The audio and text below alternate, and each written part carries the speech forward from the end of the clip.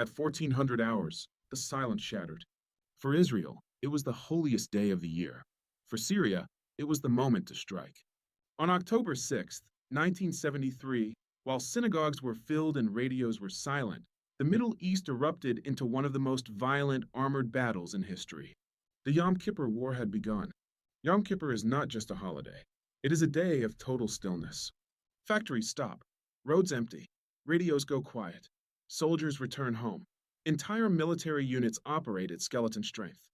Israel's intelligence community had warnings, but they were dismissed. Analysts believed Syria would not attack without Egypt. Others assumed deterrence still worked. They were wrong. At precisely 1400 hours, Syrian artillery opened fire.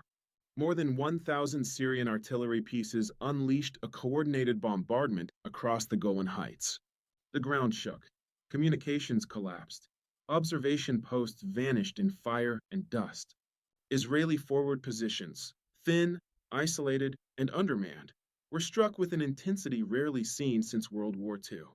Within minutes, the defensive line was cracking, and then the tanks appeared. What followed was not a battle. It was a tidal wave.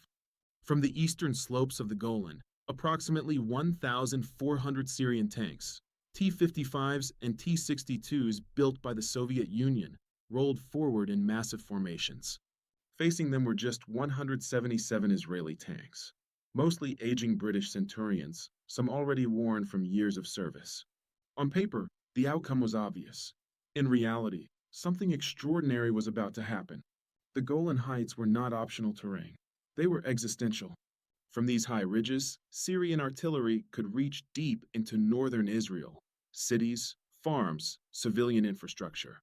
If the Syrians broke through, nothing stood between them and the Galilee. No second line, no fallback position, no time.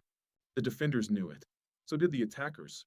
In the southern Golan, Israeli positions collapsed rapidly. Outposts were overrun. Units were cut off. Some defenders fought until their ammunition ran out. Others were buried alive in bunkers crushed by tank fire. Syrian armored columns pushed forward with confidence. By nightfall, Israeli command feared the worst. The northern Golan was all that remained.